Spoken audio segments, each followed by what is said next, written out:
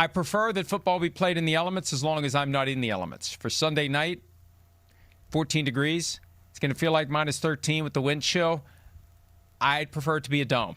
If I was home, let them freeze. If I'm in it, holy crap. So that's what we're looking at Soldier Field on Sunday night, and that's what the Bears are trying to get out of. They want to get out of those elements. And Mike, after this, they may rethink it, because what an advantage for the Bears. You're taking on a team that I know it's sensitive. It's not necessarily a dome SoFi. Remember, we got this education, 4 years ago. We were out there 4 or 5 years ago now. We were out there for the Super Bowl. It's a carport. It's not quite a dome, but Matthew Stafford and the Rams going from where they usually are in Los Angeles to 14 degrees. I'm sorry, you can say it's just football and both teams have to deal with it. No, it's different for the LA Rams than it is for the Bears. And so if they do well in this game, if they win this game, and it's one of those, hey, Stafford is, doing this all throughout the game, they may say, I don't know if a dome really works to our advantage. We're the Chicago Bears. Playing outside is better for us and sometimes hellish for our opponents. On that point, Matthew Stafford spoke yesterday about, or the day before, someday, trust me, it was someday between now and their last game against the Panthers, which they wanted to qualify for the game in Chicago. Matthew Stafford on dealing with the cold weather that will be coming and is already in Chicago. Played in Philly back in the day. There was 6 inches of snow on the ground. Played in other games where it's just cold and dry. You just got to go figure out what the elements are, how it's going to affect the ball, go play. We had wind last week. What's that like? How's the ball moving when you throw it down the field, all those kind of things. So you just kind of figure it out as you go. Each one is its own unique set of circumstances. I know that both teams are playing in it. You just go out there and execute the best you can. It feels right when football's outdoors. You're playing it late in the year. It's cold. It means a lot. So I'm embracing it. I know our team is as well. Looking forward to the opportunity. I know it's going to be a great crowd there, and it'll be a lot of fun.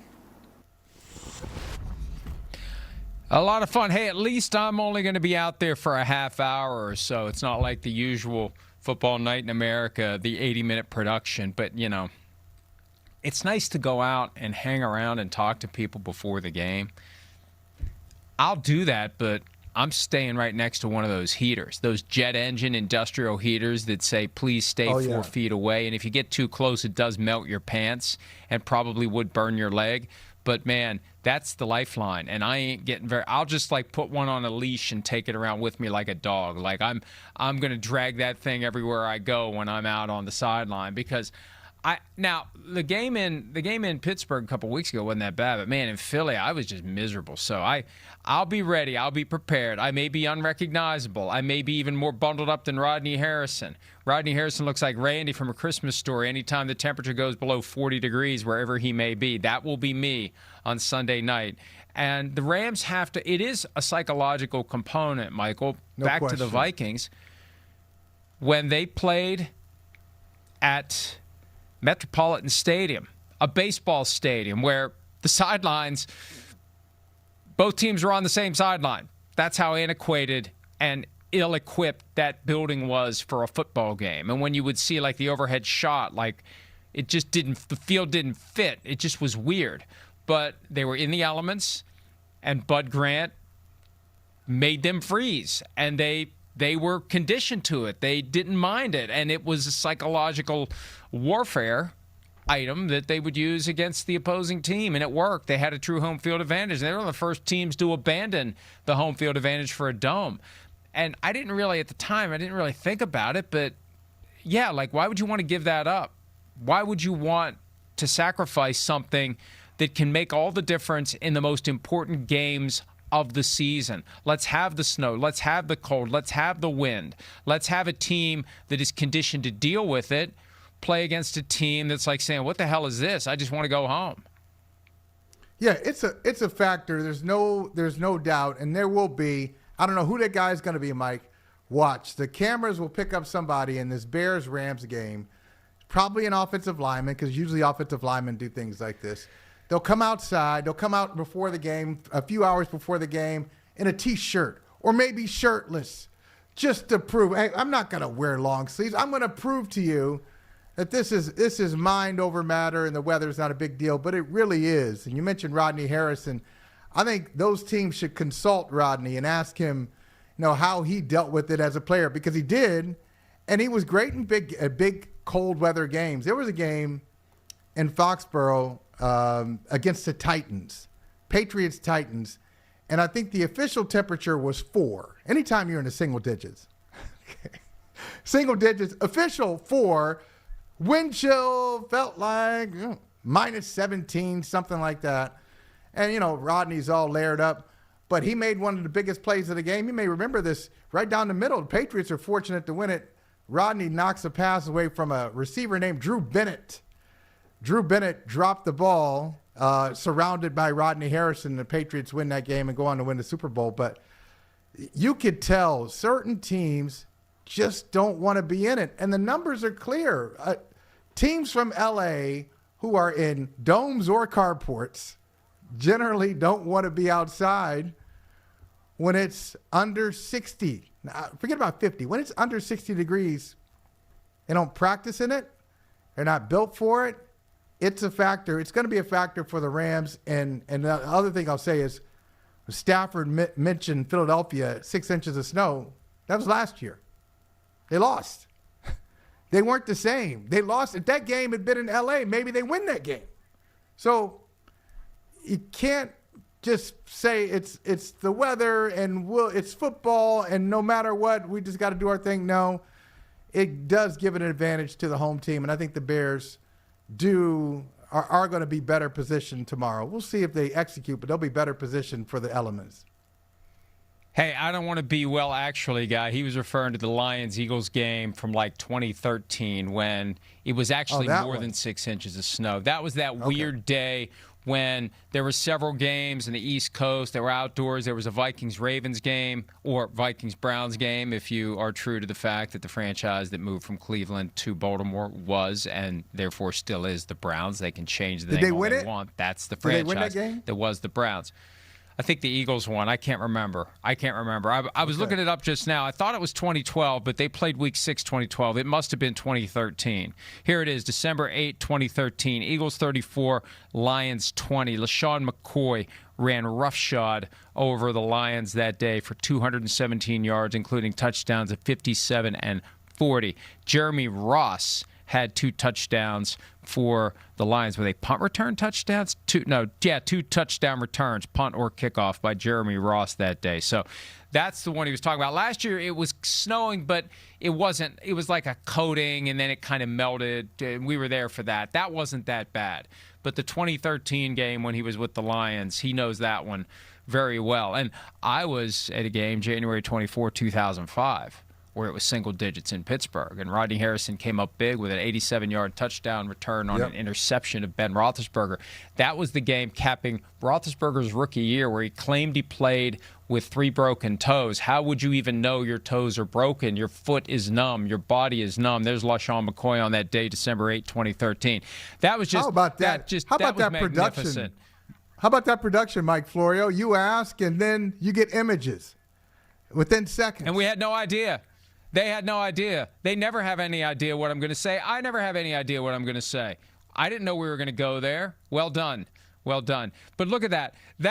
Look, it takes away from the game. It does. It takes away from it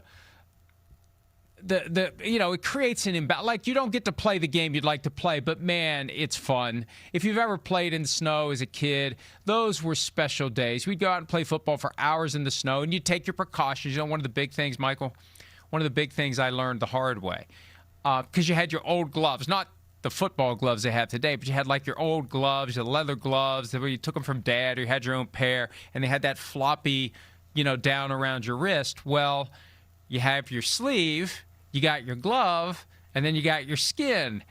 And no matter what you did, snow was going to go up inside that glove and freeze your hand. So the hack that I had when it was time to go play in the snow, I'd get a pair of tube socks, I'd cut a thumb, I'd cut the fingers off the top, put that on. So I had my little thing where the material, so I could keep the snow off of my delicate wrists and not freeze and not be uncomfortable. And we'd play in the snow for hours. So there is something fun about it. And it's not going to snow. If it does, it's not going to be much in Chicago on Sunday night. It's just going to be cold. It's going to be really cold. And it's going to be windy, which makes it feel even colder. And the Rams are doing everything they can. And I'm sure Stafford is talking all week long, trying to get these guys to understand it. And I don't know how you prepare for it. I don't know if you go sit in a walk-in cooler at a restaurant or something, but didn't somebody do that? Didn't somebody like have a meeting like in a? I feel like that's happened. I don't like remember within the that past one. year or two. I feel like somebody did a meeting or in a cooler, like in a freezer, like in a cooler, like to sit. I feel like I'll try to multitask and find it, but I'm serious. Like you may want to find a way to like get yourself really cold if you're the Rams and get used to it and get conditioned to it, because you can talk about it all you want, and then you go out there and it's like getting slapped in the face. I wasn't ready for it. I thought I was ready for it, and then I got slapped in the face. I'm not ready for it. So I vaguely recall it, but yeah, it may be a false memory or just something that I'm making up. But I'll tell you this: as many would say that I'm prone to that. It's funny that you say it's something that you're making up, because a meeting in a cooler between a bunch of guys sounds like a scene out of Father of Mine. Something that would happen, but maybe that's what happened.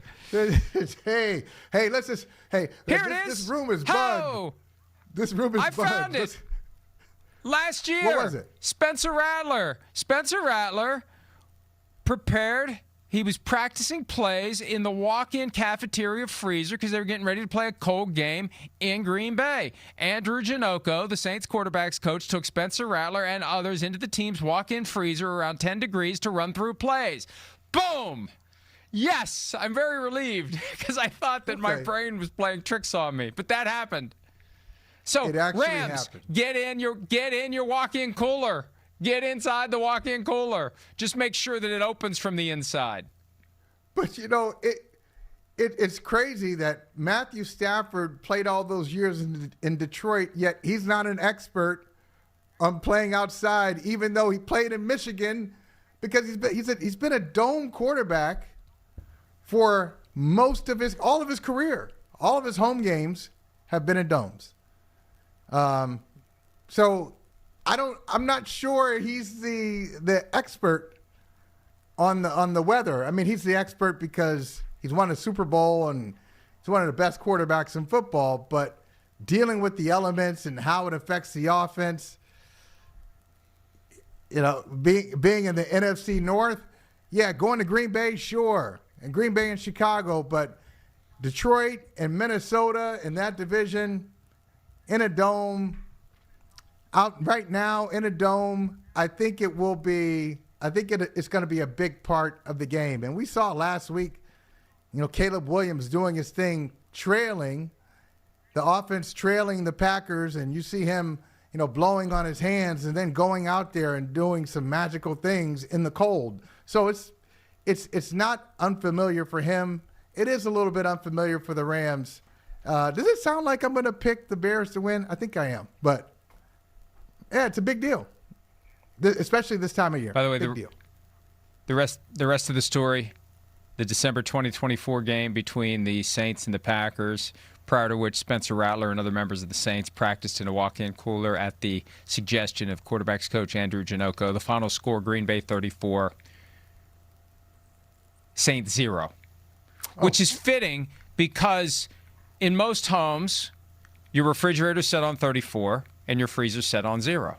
So it tracks with the whole walk-in freezer thing. Hi, it's Mike Florio. Thanks for watching PFT on YouTube. Hit subscribe for the latest news and analysis from Pro Football Talk.